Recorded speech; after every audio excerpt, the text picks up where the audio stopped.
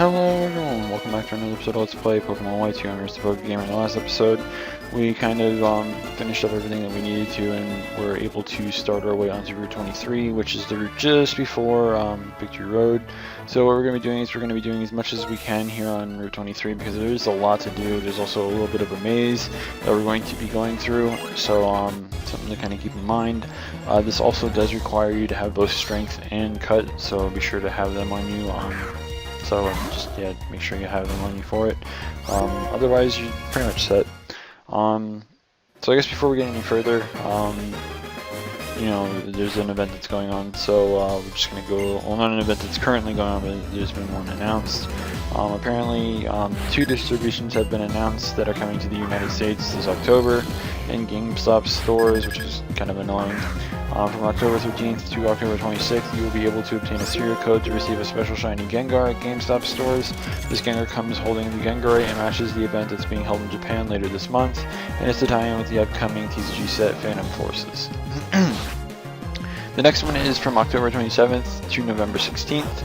You will be able to get a special serial code to receive the mythical Pokemon Diancie. As known, this Diancie can only be obtained through this event, and when traded to OmegaRuby and AlphaSapphire, gives you the Diancie item to Mega Evolve into Mega Diancie. So, yeah, be sure to keep that, you know, memorized or whatever you want to call it, because those will be coming up in the near future. So, this means that we're also going to be getting that Gengar that has that special move. I can't remember. I think it's Sludge Wave, I think. I'm not entirely sure. Yeah, Sludge Wave was the special move that I got. So that's kind of cool. We'll have one that has access to Sludge Wave.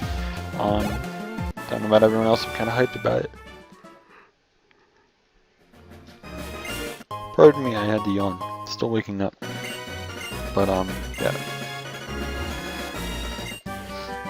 And of course you get the team for Roar here, so I mean that's always cool as well.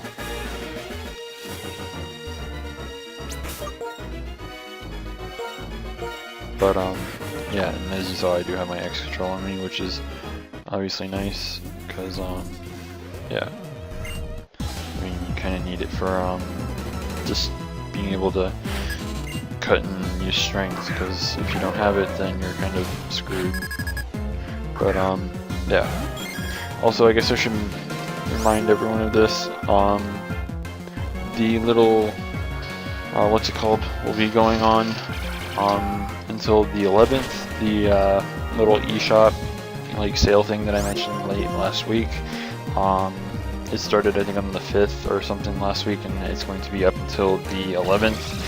And then I believe either starting on that day or the day after will be the Week 2 sale, which features a lot of things like Legend of Zelda.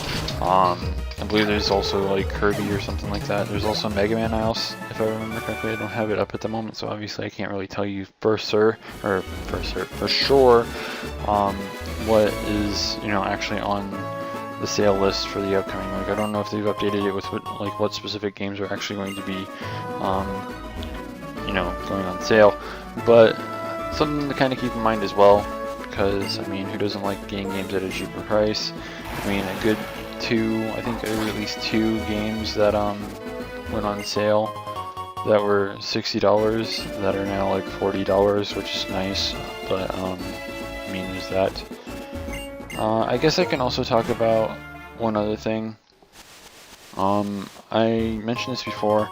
I have someone that is willing to get rid of their capture card. I just need to get a little bit more money for it. If you want to donate, you're more than welcome to. I do have a donate thing in the description. I usually have it there just because, you know, why not? So if you have spare change on your PayPal or whatever that you're willing to donate, feel free to. Every little bit actually does count.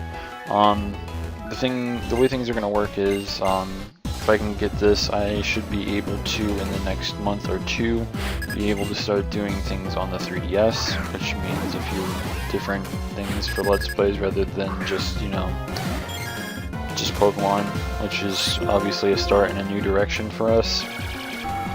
I also have, if everything pans out the way that I want it to, I should be able to guarantee that I will have both AlphaSapphire and Smash Brothers for the 3DS, so I should be able to start doing content for those at some point, which will be obviously really nice to have.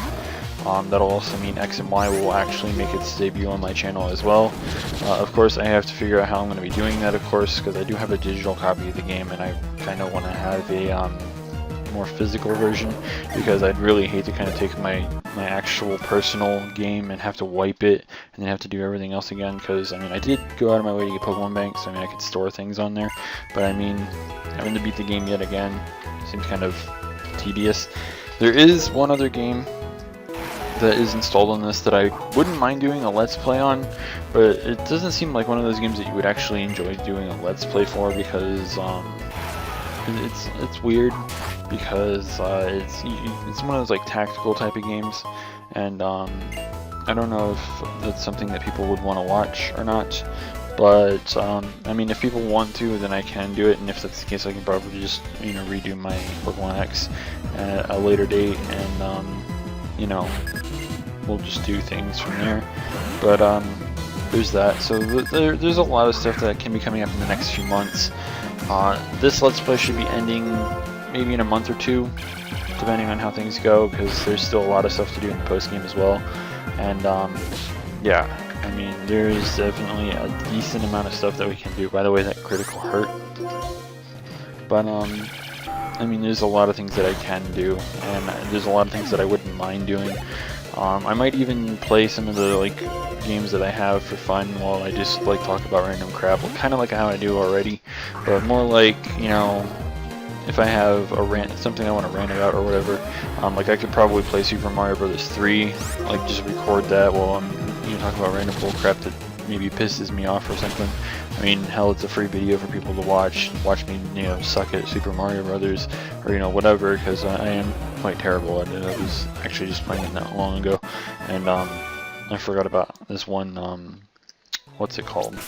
This one world where there's like a sun in the sky, and yeah, I don't even remember the name of the world, if it even has a name. All I know is that it's, you know, a thing. It's the desert area, of course. But I do love Super Mario. It's still a lot of fun. It's not the original, of course, but still, Super Mario is always just a lot of fun. And speaking of the NES, there was something I saw. There was like a whole bunch of like younger generation people kind of getting their little reactions to the NES, and they were kind of like, well, this is a lot of fun, I've seen these games before, I've just never played them, etc.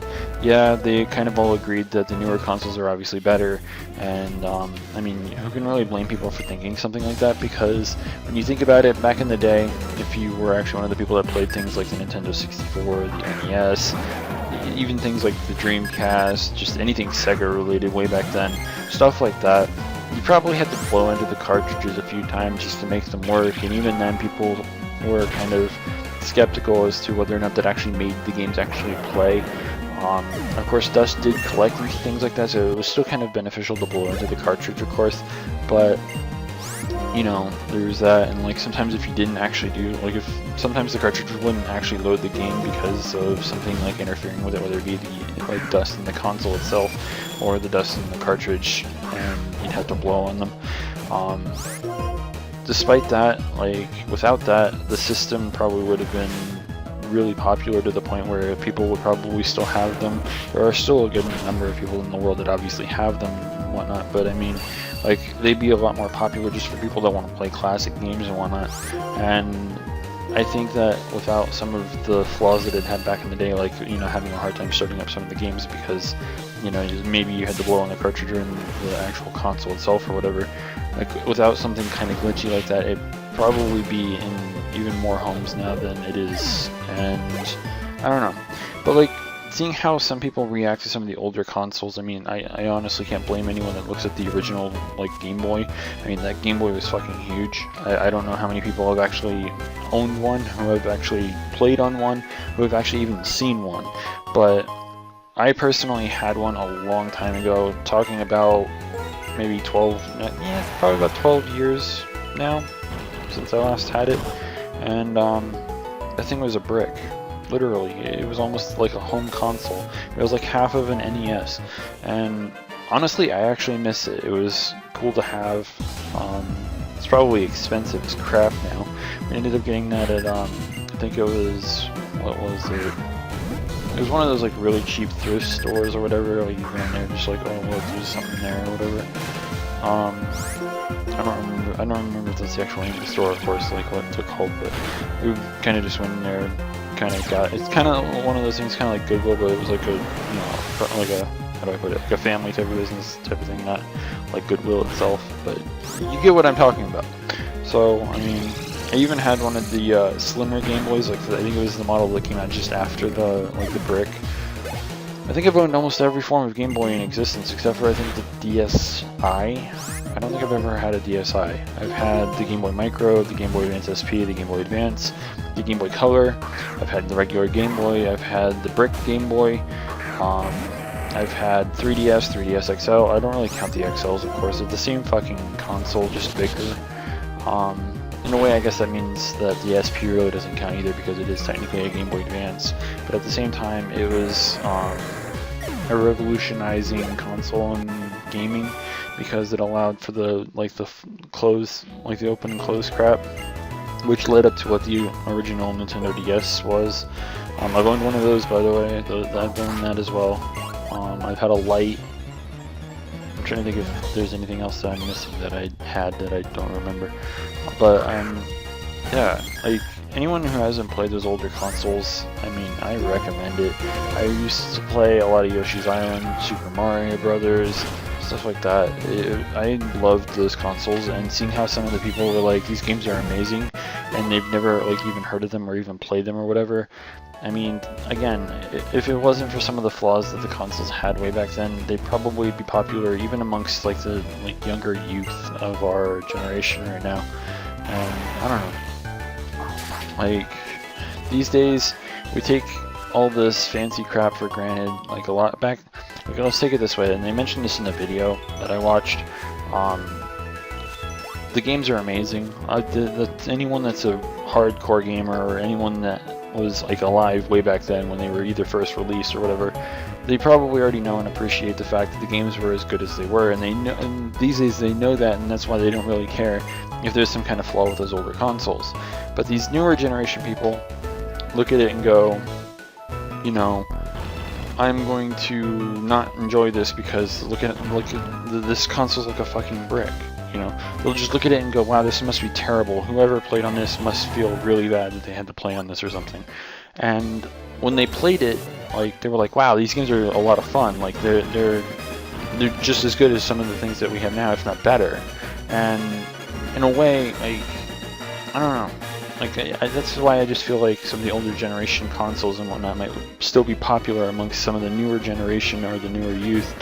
And, you know, I don't know.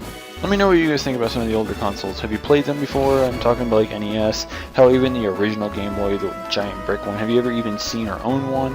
Things like that. Let me know what you guys think about some of those older consoles and how you think like the, you know, the current generation or the current youth or whatever, you know, what you think of how they would, you know, look at it and go, okay, you know, like, I don't know.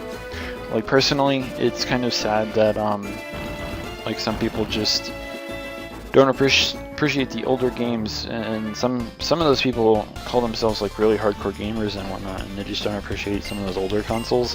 Where, I mean, like I do, and anyone else that's probably from like the early 90s also kind of appreciates them, because I'm sure that we've all played them at one point or another. I mean, I'm literally 24 years old, so, I mean, I don't know.